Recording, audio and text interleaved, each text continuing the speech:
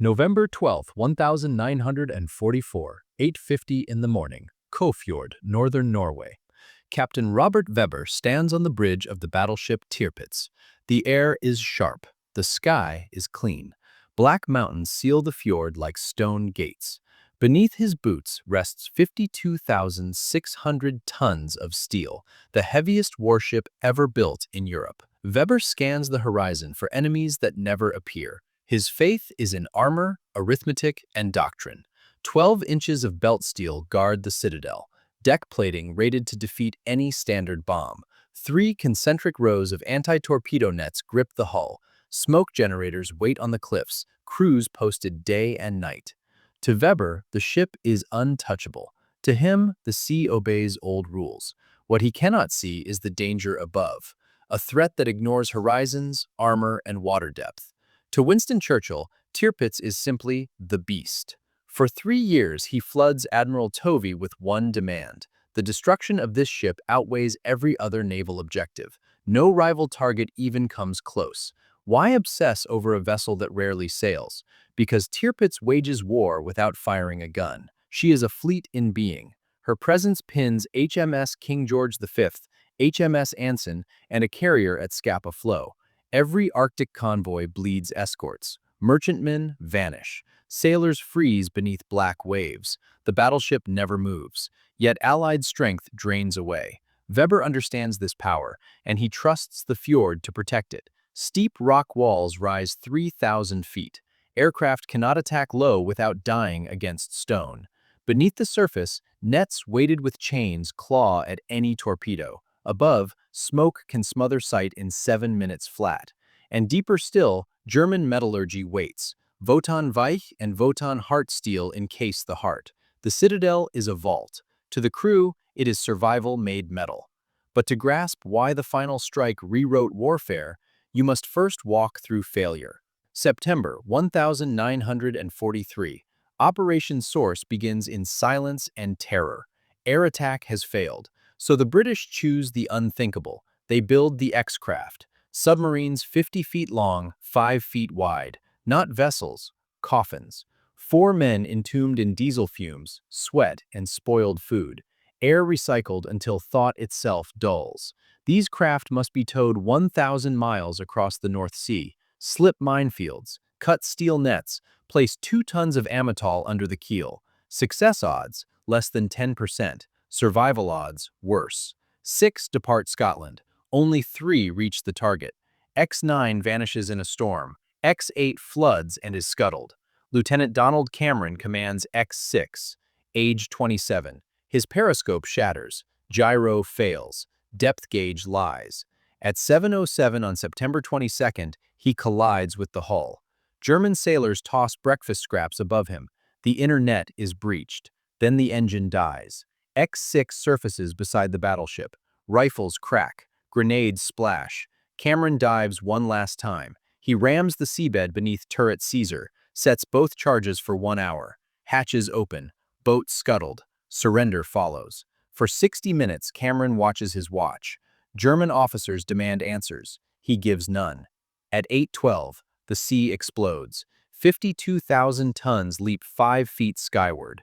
Lights die. Turrets jump their tracks. 1,400 tons of water pour in, yet the hull holds. It is tactical brilliance and strategic frustration. Cameron earns the Victoria Cross. Tirpitz survives.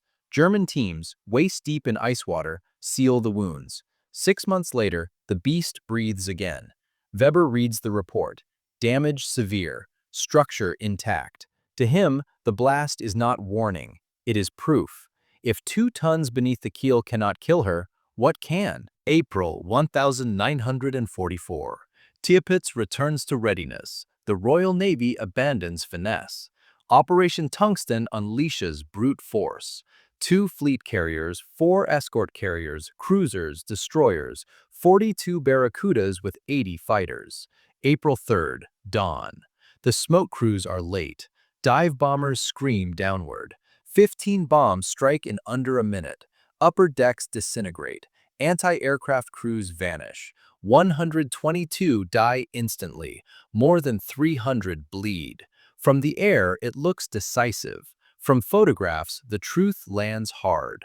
The ship floats level, zero list. Low cloud forces release below 3,000 feet. Impact speed, 500 miles per hour. Armor holds. Bombs shatter, bounce, or burst harmlessly. Radars die. Galleys burn. Sick bays become charnel rooms. Engines remain untouched.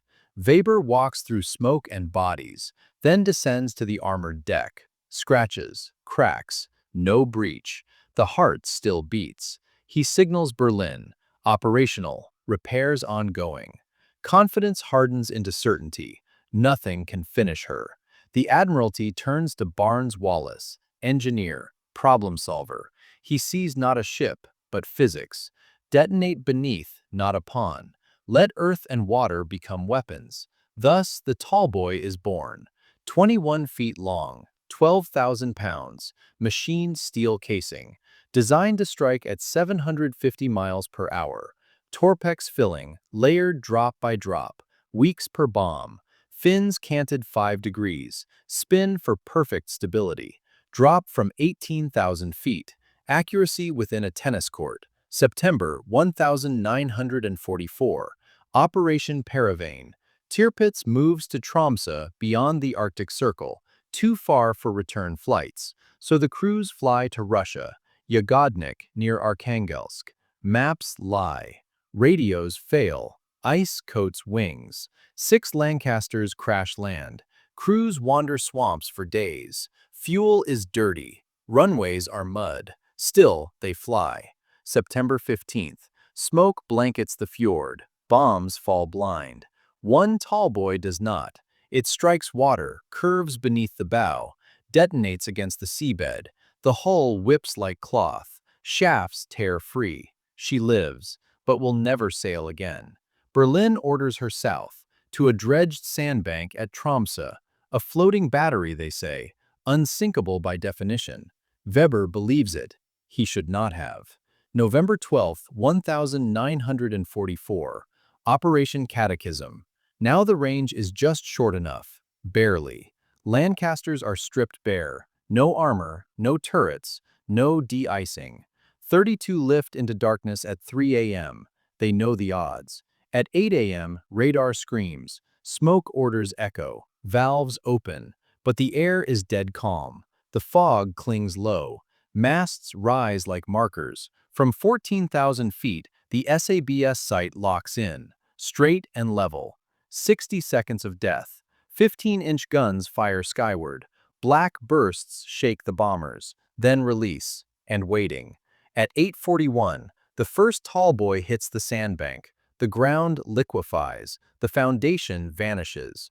2 more strike portside. They punch through Wotan steel like paper. They detonate beside the magazines. The ship screams. Turret Caesar, 1,050 tons, is hurled 20 meters clear. Power dies. Darkness floods. Metal shrieks louder than men. At 60 degrees, ammunition breaks loose. At 8:52, she rolls over.